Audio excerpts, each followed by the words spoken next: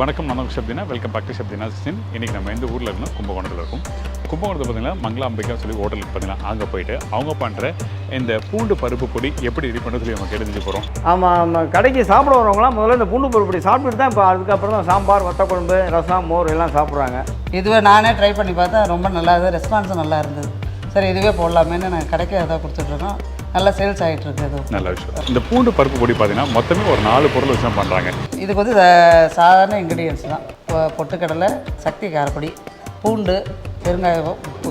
இல்லை அந்த பூண்டு இடித்து ஃப்ரை பண்ணிவிட்டு அதுக்கப்புறம் பொட்டுக்கடலை போடுறாங்க. பூண்டோட ஃப்ளேவர் ரொம்ப நல்லா இருக்கும் சார். இது தோலோடு இருக்கணும், கோல்டன் ப்ரௌன் தான் வரணும். காரத்துக்கு மிளகாத்தூள் யூஸ் பண்ணுறாங்க. அந்த மிளகாத்தூள் வந்து என்ன மாதிரி பக்குவத்தில் யூஸ் பண்ணணும், அது அரைக்கும் போது என்ன பக்குவம் பண்ணுறது? மிளகாத்தூள் வந்து உங்களுக்கு ஈவனாக பைண்டிங் வரும் உங்களுக்கு. ஓகே. அது கலர் நல்லா எடுத்து கொடுக்கும். ஓகே. காரம் நார்மலான காரமாக தான் இருக்கும். நார்மலாக காரம் இருக்கும். கலர் நல்லா எடுத்து கலர் நல்லா எடுத்து சாப்பிட்றது நல்லா இருக்கும். முக்கியமாக இந்த பூண்டு பொடி ரெடி பண்ணி முடிச்ச பிறகு இவன் என்ன சொன்னா அரைக்கிற பக்கம் தான் ரொம்ப முக்கியம். அப்போ தான் அந்த பூண்டு பொடி வந்து நல்லா தூள் தூளாக வரும், பவுடராக கிடைக்கும் சொல்லி சொல்கிறாங்க. பொட்டுக்கல்லை நைஸாக பொடி பண்ணிக்கிட்டு அப்புறம் அது மேலே இதை போட்டு பொடி பண்ணோம்.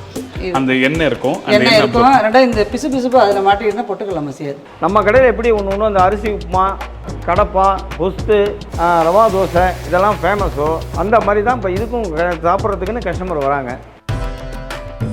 இங்கே இந்த நெய் போட்டு நல்லா மிக்ஸ் பண்ணி முடிச்ச பிறகு அதை சாப்பிட்றதுன்னா நல்ல கலர். ஆமாம் சார். ஆமாம். ஓகே, பார்க்குறதுக்கு சூப்பராக இருக்குது. வெரி குட் பொடி. Okay, nice. ஸோ இந்த மாதிரி ஏகப்பட்ட விஷயம் நம்ம கேட்டு போகிறோம். வாங்க இந்த ரெசிபி நம்ம சொல்லித்தர போகிறோம்னா திருமதி லக்ஷ்மி ஹரிகரன். இந்த பூண்டு பருப்பு பொடி அவங்க செய்ய போகிறது என் ஒய்ஃபு லக்ஷ்மி ஹரிகரன். அவங்க தான் ஸ்பெஷலாக அந்த பூண்டு பருப்பு பொடி செய்ய போகிறாங்க. வாங்க போலாமா?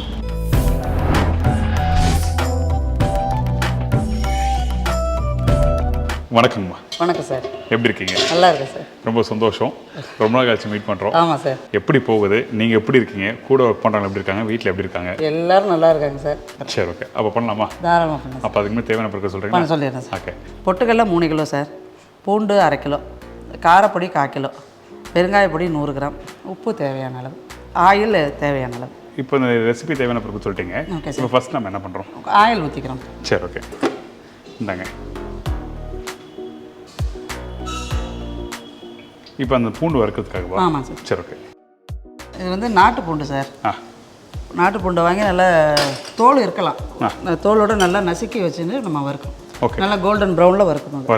இப்போ இந்த பூண்டு வந்து நம்ம இடிச்சு வச்சிருக்கோன்னு சொல்றீங்களா? அது என்ன பக்குவத்தில் இடிக்கணும்? அதாவது வித் ஸ்கின்னோட இடிச்சு போறீங்க. சில பேருக்கு டவுட்ஸ் வரும். இது பூண்டு தோலோட போட்டால் தான் சார் அதுக்கு வாசனை. ரெண்டாவது நீங்கள் தனியாக நம்ம உரிச்சு போட்டோம்னா தீஞ்சு போயிடும். ஓகே. தோலோட போட்டால் நல்லா ஃப்ரையாக நல்லா கோல்டன் ப்ரௌனாக வரும், மொறுமொறுப்பு கிடைக்கும். மொறுமொறுப்பு. இது நமக்கு வாயிலே இதுவாகாது, படாது சுத்தம். சரி, ஓகே. நல்லா இடிச்சு வச்சிருக்கோம். நல்லா இடிச்சு வச்சிருக்கோம். சரி, ஓகே. ஆனால் பூண்டு வறுக்கும்போது கண்ணு எரியும் இல்லை? இது நல்லா எரியுது, நல்லா எரியுது. இது நல்லா காரமாக இருக்குது.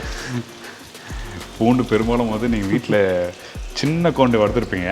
நான் வந்து ஒரு ஹோட்டலில் வேலை செய்யும்போது குஜராத்தில் இருக்கும்போது சர்சோ சாகுன்னு ஒரு ரெசிபி. அதுக்கு நல்ல ஒரு 5 கிலோ 6 கிலோ பூண்டை எண்ணெயில் வறுக்கணும். அது ரூமு வேறு. அந்த ரூமில் நெடி வந்து வருது பார்த்துங்க, அழுக ஆரம்பிச்சிட்டு எல்லாருமே. ரொம்ப கஷ்டம் பூண்டு வறுக்கிறது.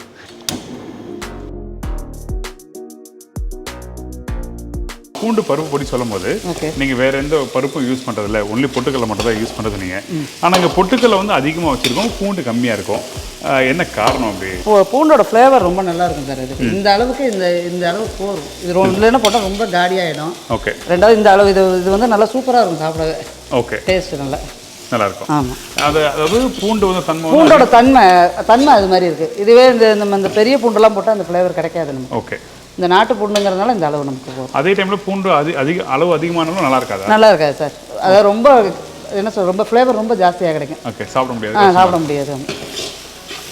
இவங்க வந்தனே அந்த பொடி என் கையில் கொடுத்தாங்க. நீங்கள் சாப்பிட்டு பாருங்கள், நம்ம பொடியை சாப்பிட்டு பாருங்கள். ரொம்ப அந்த பொடி பார்த்திங்கன்னா நல்லா உதிரியாக லைட் ஆரஞ்சு கலர் இருந்தது. நான் சாப்பிட்டு பார்த்து தான் அப்புறம் இந்த பொடி பண்ணலாமே அப்படின்னு சொல்லிட்டு தான் பண்ணுறான்னு. கண்டிப்பாக உங்கள் எல்லாருக்கும் ரொம்ப யூஸ்ஃபுல்லாக இருக்கும் அந்த ரெசிபி.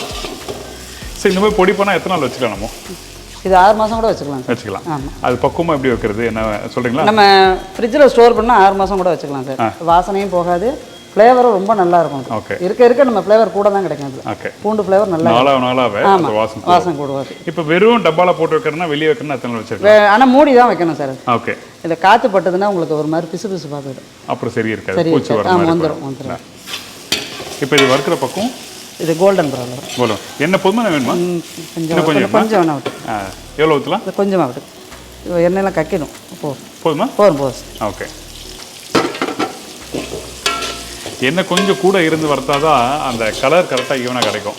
நீங்கள் வறுத்துட்டு விட்டால் நம்ம வடிகட்டிக்கலாம். தானே எண்ணெயெல்லாம் வெளில வந்துடும். ஓகே.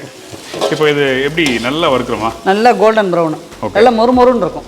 வறுக்கிறது நம்ம கையால் நொறுக்கினாலும் எல்லாம் நொறுங்கும், தூள்தலாகும். ஆகிடும். அப்போ எனக்கு வறுத்துட்டு காமிக்கிறீங்களா? காமிக்கிறேன் சார். சரி, ஓகே.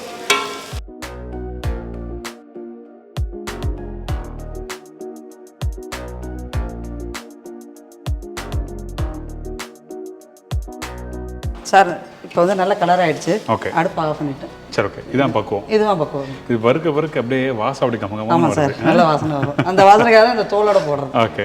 இதில் கையில் எடுத்து பார்க்கலாம். பார்க்கலாம் தாராளம். இது எப்படி சூடாக தான் இருக்குது. நொறுங்க சொன்னீங்கல்ல? நொறுங்க. ஆமாம் சார், சூடாக இருக்குது. அப்பா சூடு. பட் இருந்தாலும் கையில் எடுத்தீங்கன்னு வச்சுங்க அப்படி நொறுங்குது அப்படியே. Okay, done. இது ஆறிடுச்சுன்னா இன்னும் நம்ம கையாலே நொறுக்கி போடலாம். அந்த அளவுக்கு ஆகிடும். அந்த அளவுக்கு ஆகிடும். ஆனால் கருகக்கூடாது. கறினா வாசனை அடிக்கும். தோலோட இருக்கணும். கோல்டன் ப்ரௌன் தான் வரணும். அந்த பூண்டை வந்து அந்த கருகுச்சுன்னா கண்டிப்பாக அது நல்லா இருக்கும். நல்லா நிச்சயமாக நல்லா இருக்கு. எந்த அளவுக்கு நல்லா வாசம் கொடுக்குமோ அதே மாதிரி அப்படி நெகட்டிவாகவும் இருக்கும். அது ஆகிடும். ஆமாம் சார்.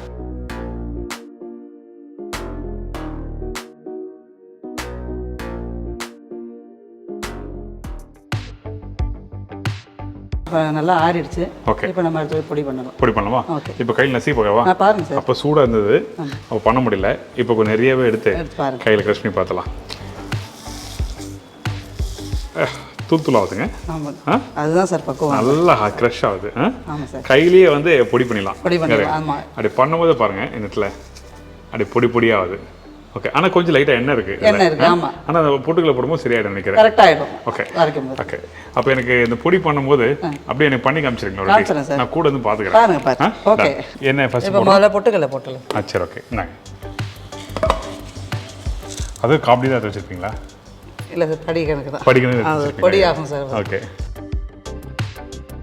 சரி, ஓகே. இதை போட்டுடுறோம். ஓகே. இதுக்கப்புறம் உப்பு போட்டலாம். உப்பு கூட மெஷர் பண்ணி வச்சுருப்பீங்களே? கையளவு போட்டுரும். சரி, ஓகே. இது வந்து ஒரு அரைச்சிக்கணும் கொஞ்சம்.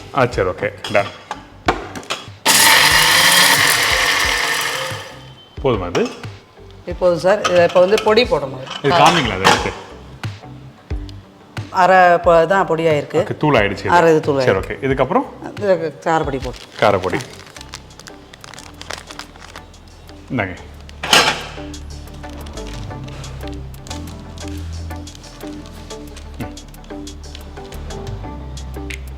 பாதி போட்டுக்கலாம். சரி, ஓகே. டன்.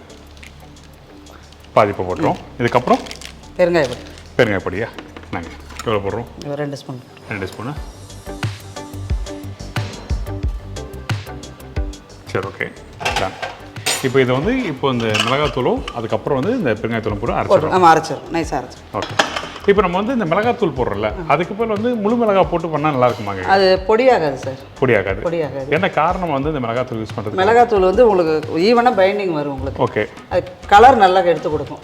ஓகே. காரம் நார்மலான காரமாக தான் இருக்கும். நார்மலாக காரம் இருக்கும். கலர் நல்லா எடுத்து கொடுக்கும். கலர் நல்லா எடுத்து சாப்பிட்றது நல்லா இருக்கும். சரி.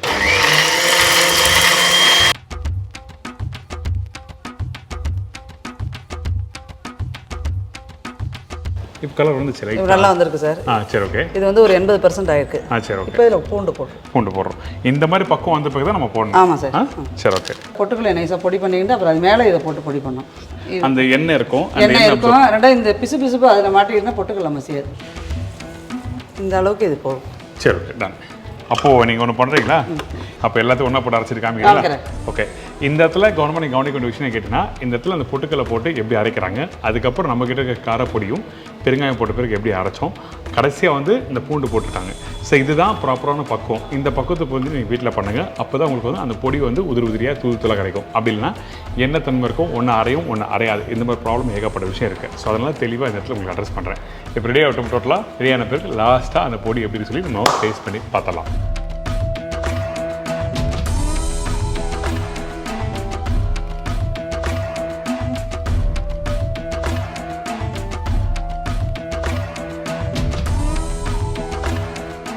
இப்போ எல்லாம் அரைச்சாச்சு. சரி, ஓகே. மிக்ஸ் பண்ணி காரம் பூண்டு உப்பு எல்லாம் போட்டிருக்கோம். ப்ராப்பராக மிக்ஸ் பண்ணால் தான் அந்த பக்குவம் தெரியும். பக்குவம் தெரியும். சரி ஓகே. நான் எங்கள் வந்து குவான்டிட்டி பார்த்தீங்கன்னா கிட்டத்தட்ட வந்து ஒரு 4 கிலோ இருக்குமா? இருக்கும் சார். 4 கிலோ 4 கிலோ 5 கிலோவே இருக்கும். 5 கிலோ இருக்குது அரைச்சி முடிச்ச பிறகு. ஓகே. நான் சொன்னேன் பார்த்தீங்கன்னா ஃபஸ்ட்டு வந்து நான் ஸ்டார்டிங்கே நான் சொன்னேன் இந்த இடத்துல வந்து அந்த பூண்டு பொடி பண்ணி முடிச்ச பிறகு நல்லா உதிரியாக வரும்னு சொல்லி சொன்னேன்ல, அதே மாதிரி பக்கத்தில் வந்துருக்கு.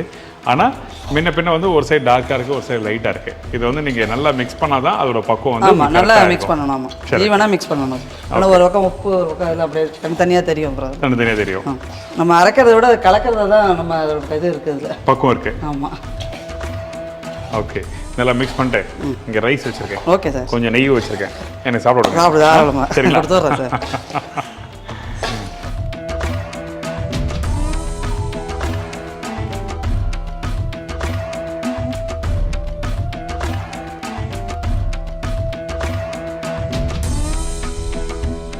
சார் இப்போ மிக்ஸ் பண்ணியாச்சு. ஓகே, இப்போ டேஸ்ட் பார்க்கலாம். டேஸ்ட் பார்த்தலாமா? ரெடி.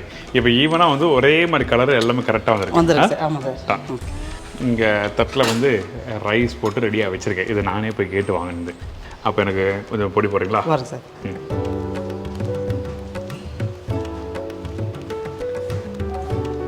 நெய் ஊற்றமா? நெய் ஊற்றிங்க சார். ஊற்றவா? நெய் ஊற்றினா தான் டேஸ்ட் இருக்குது. ஓகே, போதுமா? அது போதும் சார். நல்லெண்ணெய் போட்டாங்களா நெய்யா? சார் 80% நெய் தான். நெய் தான். ஆமாம்.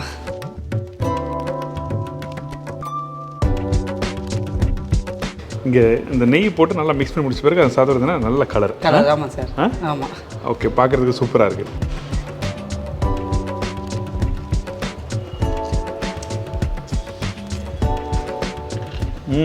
Okay, nice. Thank you sir. ரொம்ப மைல்டாக இருக்குது. ஆமாம் சார். அந்த நெய்க்கும் அந்த பூனோட வாசமும் ப்ளஸ் மிளகாவோட லைட்டான ஒரு காரத்தன்மை இருக்குது. ஆமாம். ரொம்ப அதிகமான காரணம் இல்லை, ஒரு மைல்டாக இருக்குது. இது வந்து நம்ம வச்சு சாப்பிட்டா இன்னும் நல்ல டேஸ்ட் நல்லாயிருக்கும். நல்லாயிருக்கும். வெரி குட், சூப்பராக இருக்குது. இந்த பொடி சொல்லும்போது ஒரு ஊருக்கு ஒரு ஸ்பெஷல் இருக்கும்.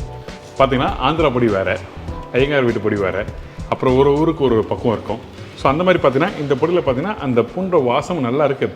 அந்த பொட்டுக்களை போட்டிருக்கேன் பார்த்தீங்களா, அந்த பொட்டுக்களை வந்து அந்த மாவு தன்மை வந்து நல்லா ஒன்று நல்லா சேர்த்துருக்கு. இன்னொன்று ஒரு மைல்டான ஒரு காரம், ரொம்ப சூப்பராக இருக்குது. Okay, thank you sir.